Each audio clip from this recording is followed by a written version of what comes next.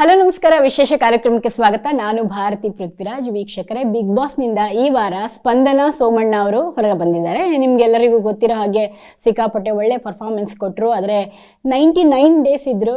ಒಂದು ದಿನ ಯಾಕೋ ಹೆಚ್ಚು ಕಮ್ಮಿ ಆಯಿತು, ಇನ್ನೊಂದು 2 ವಾರ ಇರಬೇಕಿತ್ತು ಅಂಥೇಳಿ ನೀವೆಲ್ಲ ಅಂದ್ಕೊಡ್ತಿರ್ತೀರ. ಆದರೆ ಏನಾಯಿತು ಎಲ್ಲವನ್ನೂ ಕೇಳೋಣ. ನಮ್ಮ ಜೊತೆಗೆ ಈಗ ಸ್ಪಂದನ ಸೋಮಣ್ಣ ಅವರಿದ್ದಾರೆ. ಬನ್ನಿ ಮಾತನಾಡಿಸ್ತೀನಿ. ಹಾಯ್. ಹಲೋ, ನಮಸ್ತೆ. ನಮಸ್ತೆ, ಹೇಗಿದ್ದೀರಾ ಸ್ಪಂದನ? ಹೇಗೆ ಏನು ಅಂತ ಹೇಳಿ, ಬಟ್ ತುಂಬ ಖುಷಿಯಾಗಿದ್ದೀನಿ. ತುಂಬ ಖುಷಿಯಾಗಿದ್ದೀರಾ?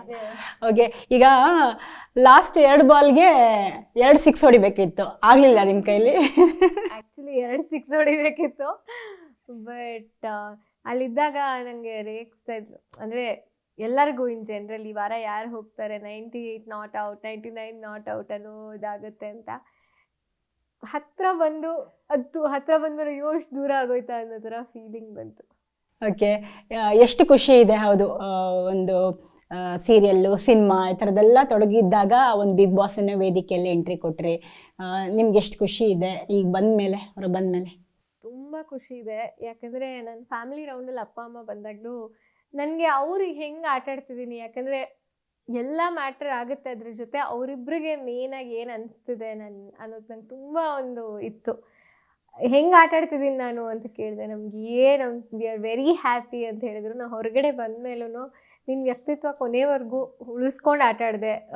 ನಮಗೆಲ್ಲೂ ಯಾವುದೇ ಒಂದು ಎಪಿಸೋಡಲ್ಲೂ ಬೇಜಾರಾಗಿದ್ದು, ಯಾಕೆ ನಮ್ಮ ಮಗಳು ಹಿಂಗೆ ಮಾಡ್ತಿದ್ದಾಳೆ ಅಂತ ಅನಿಸಿದ್ದು ಇಲ್ಲವೇ ಇಲ್ಲ. ಸೊ ವಿ ಆರ್ ಹ್ಯಾಪಿ ಅಂತ ಅಂದರು. ಆ್ಯಂಡ್ ಅವ್ರು ಒಳಗಡೆ ಬಂದಾಗಲೇ ನಂಗೆ ಕಾಣಿಸ್ತಿತ್ತು, they so proud of me ಅಂತ. ಆ್ಯಂಡ್ ಅವ್ರನ್ನ ಆ ಸ್ಟೇಜಿಗೆ ಕರ್ಕೊಂಡು ಹೋದೆ. ಇವಾಗ ಆ್ಯಕ್ಚುಲಿ ನಾವು ಅಪ್ಪನ ಜೊತೆ ಎಲ್ಲರೂ ಸೆಲ್ಫಿ ತಗೊಂಡ್ರಂತೆ. ಎಕ್ಸಾಕ್ಟ್ಲಿ, ಅಪ್ಪ ಬಗ್ಗೆ ಕೇಳಲೇಬೇಕು, ಅಷ್ಟು ಫೇಮಸ್ ಆಗಿದ್ರು ಸೋಮಣ್ಣ ಸರ್. ಅದೆಲ್ಲ ಕೇಳಿದಾಗ I was like very happy. ತುಂಬ ಖುಷಿ ಇದೆ. ಓಕೆ, ನೀವು ಅಂದ್ಕೊಂಡಿದ್ರಾ ಅಥವಾ ನಾನು ಎಲ್ಲರಿಗೂ ಹೌದು ಕಪ್ ಗೆದ್ದೇ ಬರ್ತೀನಿ ಅಂತ ಹೇಳಿ ಕಾನ್ಫಿಡೆನ್ಸ್ ಇದ್ದೇ ಇರುತ್ತೆ. ಹೌದು, ನೀವು ಒಂದು ಕ್ಯಾಲ್ಕುಲೇಟ್ ಮಾಡಿರ್ತೀರಲ್ಲ, ನಾನು ಇಷ್ಟು ದಿನ ಇರ್ತೀನಿ, ಪಕ್ಕ ಇಷ್ಟು ದಿನ ಇರ್ತೀನಿ, ಹಿಂಗೆ ಬರ್ತೀನಿ ಅಂತ ನಿಮ್ಮ ಮೈಂಡನ್ನ ಬಿಚ್ಚಿಡಿ. ನಾನು ಆ್ಯಕ್ಚುಲಿ ಹೋಗ್ಬೇಕಾದ್ರೆ ಸ್ವಲ್ಪ ಕಾನ್ಫಿಡೆಂಟಾಗಿ ಹೋದೆ. ಓಕೆ, ಇಲ್ಲ ನನ್ನ ಇಂಟ್ಯೂಷನ್ ಯಾವಾಗಲೂ ನನ್ನ ಲೈಫಲ್ಲಿ ವರ್ಕ್ ಆಗಿದೆ. ನಾನು ಕೆಲವುದು ಈ ಪರ್ಸನ್ ರಾಂಗ್ ಅಂತ ಅನಿಸಿದ್ದು ಅದೇ ಥರ ಫೀಲ್ ಆಗಿದೆ ನನಗೆ ನನ್ನ ಲೈಫಲ್ಲಿ. ಸೊ ನನ್ನ ಇಂಟ್ಯೂಷನ್ ಒಳಗಡೆ ವರ್ಕ್ ಆಗುತ್ತೆ, ತುಂಬ ಬೇಗ ಹೋಗಲ್ಲ ಅಂದ್ಕೊಂಡು ಹೋಗಿದ್ದೆ ನಾನು. ಬಟ್ ಜಂಟಿಯಾಗಿ ಹೋದಾಗ ಲೈಕ್ ಏನಿದು ಹಿಂಗಾಗೋಯ್ತು. ಇನಿಷಿಯಲಿ ನಂಗೆ ಟೇಕ್ ಆಫ್ ಸ್ವಲ್ಪ ಕಷ್ಟ ಆಯಿತು. ಆವಾಗ ಎಷ್ಟು ವಾರ ಇರ್ತೀನೋ ನೋಡೋಣ ಅನ್ನೋ ಇದನ್ನು ಬಂದೆ. ಬಟ್ ದೆನ್ ಅಗೇನ್ ಕಾನ್ಫಿಡೆನ್ಸ್ ಬಂತು ಸ್ವಲ್ಪ.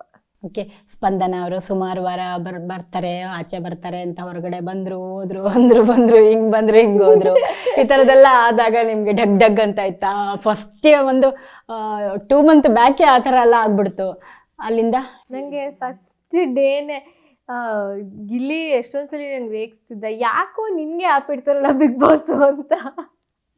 ಆ ಥರ ಲೈಕ್ ಫಸ್ಟ್ ಡೇನೇ ಯಾರು 3 ಜನದಲ್ಲಿ ನಾನು ರಕ್ಷಿತಾ ಮಾಳೂನಲ್ಲಿ ಒಬ್ರು ಇರಬೇಕು ಅಂತ ಬರುತ್ತೆ. ಇಲ್ಲಿ ಒಂದೊಂದು ರಾಶಿಕಾ ನೀವು ಒಂದ್ಸಲ ಬರುತ್ತೆ, ಒಂದ್ಸಲಿ ಅದು ನೋ ಎಲಿಮಿನೇಷನ್ ಅಂತ ಇರುತ್ತೆ ದೀಪಾವಳಿ ಹಬ್ಬದಲ್ಲಿ. ಅವಾಗೆಲ್ಲ ಅಯ್ಯೋ ಯಾಕಿಷ್ಟು ನನ್ನ ಮನ್ಸ್ ಜೊತೆ ಆಟಾಡ್ತಿದ್ದೀರಾ ಬಿಗ್ ಬಾಸ್ ಅಂತ. ಆ ಸ್ಪಾಟಲ್ಲಿ ಕೂತ್ಕೊಳ್ಳೋದಿದೆಯಲ್ಲ, ಲಾಸ್ಟ್ 2 ಬಂದಿರುತ್ತಲ್ಲ, ಇವ್ರು ಇಬ್ಬರು ಬಾಟಮ್ 2 ಅಂತಾರೋ ಲಾಸ್ಟ್ 2 ಅಂತ ನಾವು ಅನ್ಕೋತಾ ಇರ್ತೀವಿ. ಅದರಷ್ಟು ಸ್ಟ್ರೆಸ್ಸು ನಮ್ಮ ಹಾರ್ಟ್ ಬೀಟ್ ನಮಗೆ ಕ್ಲೀನಾಗಿ ಕೇಳಿಸ್ತಿರುತ್ತೆ. ಸುದೀಪ್ ಸರ್ ಏನಾದ್ರು ಹೇಳಿ ಪ್ಲೀಸ್ ಬೇಗ ಅನ್ನೋ ಥರ. ಆ ಸ್ಟ್ರೆಸ್ಸಿಂದ ನೆಕ್ಸ್ಟ್ ಡೇ ಅದರಿಂದ ಹೊರಗೆ ಬರೋಕ್ಕೆ ಒಂದಿನ ಬೇಕಾಗುತ್ತೆ ಥರ ಅನಿಸ್ಬಿಡುತ್ತೆ. ಆಮೇಲೆ ಓಕೆ, ಅಲ್ಲಿಗೆ ಹೋಗ್ತಾ ಇರಲಿಲ್ಲ ಒಂದಷ್ಟು ವಾರಗಳು. ಅಂದರೆ ನಾಮಿನೇಟ್ ಅಂತೂ ಆಗ್ತಿದ್ದೆ, ಬಟ್ ಆ ಸ್ಪಾಟಿಗೆ ಹೋಗ್ತಿರಲಿಲ್ಲ. ಮುಂಚೆ ಸೇವ್ ಆಗ್ತಿದ್ದೆ, 1-2-3 ವಾರ ಸ್ಯಾಟರ್ಡೆ ಸೇವ್ ಆಗಿದ್ದೆ. ಅವಾಗೆಲ್ಲ ಓಕೆ, ವಾಪಸ್ ಕಾನ್ಫಿಡೆನ್ಸ್ ರೀಗೇನ್ ಆಗ್ತಿತ್ತು. ಅಂದರೆ ಬಿಗ್ ಬಾಸ್ ನಿಮಗೆ ಅದರಲ್ಲೇ ಟಾಸ್ಕ್ ಕೊಟ್ಬಿಟ್ರು, ಸ್ಪಂದನ ಅವರ ಪೇಷನ್ಸ್ ಚೆಕ್ ಮಾಡೋಣ ಅಂತ. ಮೈಟ್ ಬಿ ಇಷ್ಟು ಪೇಷಂಟಾಗಿ ಇರ್ತಾಳೆ ಅಂತ ಚೆಕ್ ಮಾಡೋಕ್ಕೆ ಕೊಟ್ರ ಅಂತ ಇವಾಗ ಅನಿಸುತ್ತೆ. ಯಾಕೆಂದರೆ ಅದು ಆ ಹ್ಯಾಂಗ್ ಓವರಿಂದ ಬರೋಕ್ಕೆ ಒಂದಿನ ಬೇಕು. ಆಮೇಲೆ ಅಲ್ಲಿ ಹೋದ ತಕ್ಷಣ ಮನೆಯವರೆಲ್ಲ ಓಕೆ ನೀವು ಅಲ್ಲಿ ಹೋಗಿದ್ರಲ್ಲ, ಎಲಿಮಿನೇಷನ್ ಅಂದರೆ ಫಸ್ಟೇ ಜನಕ್ಕೂ ಹೇಳಿರ್ತಾರೆ ಈ ವಾರ ಎಲಿಮಿನೇಷನ್ ಇರಲ್ಲ ಅಂತ. ವೋಟಿಂಗ್ ಲೈನ್ಸೇ ಓಪನ್ ಆಗಿರಲ್ಲ. ಬಟ್ ಮನೇಲಿ ಹೆಂಗೆ ಹೋಗುತ್ತೆ ಅಂದರೆ ಓಕೆ, ರಾಶಿಕಾ ಇವಳು ಬಾಟಮ್ 2ಗೆ ಹೋಗಿದ್ರು, ಮನೇಲಿ ಇವರಿಬ್ಬರೇ ವೀಕ್ ಅನಿಸುತ್ತೆ ಅನ್ನೋ ಇದಕ್ಕೆ ಹೋಗ್ತಾರೆ. ಆವಾಗ ಅಗೇನ್ ಅದು ನಮಗೆ ಡೈರೆಕ್ಟ್ಲಿ ಎಫೆಕ್ಟ್ ಆಗುತ್ತೆ. ನಾಮಿನೇಷನ್ಗೆ ಅದೇ ರೀಸನ್ ಓಕೆ ತಗೋತಾರೆ. ಓಕೆ ಓಕೆ ಆ ಥರ ಆಗ್ಬಿಡುತ್ತೆ. ಓ ನಿಮ್ಗೆ ಅದೇ ಫೇಲಿಯರ್ ಆಗಿದ್ದು ಅನ್ಸುತ್ತೆ, ಎಲ್ಲೋ ಅದೇ ಬೇಜಾರ. ಫೇಲಿಯರ್ ಆಗಿದ್ದು ಅಂತ ಅನ್ಸಿಲ್ಲ, ಬಟ್ ಅದು ಪ್ಲೇ ಮಾಡಿದ್ರು. ಅಂಡ್ ಅಫ್ಕೋರ್ಸ್ ಅದು ಸ್ಟ್ರಾಟಜಿ. ಆಮೇಲೆ ನಾವು ಒಂದ್ಸಲಿ ಮಸಿ ಬಳಿಯುವಾಗ ಧ್ರುವ ಅಂತ ಹೇಳ್ತಾರೆ, ಅವ್ರು ಅಲ್ಲಿ ಹೋಗಿ ಬಂದು ಸೇವ್ ಆದ್ರು ಅಂತ.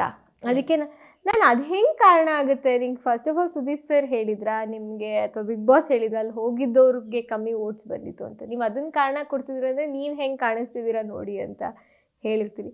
ಆಮೇಲೆ ಅದು ಸ್ಟ್ರಾಟಜಿ ಅಂತ ಗೊತ್ತಾಗುತ್ತೆ.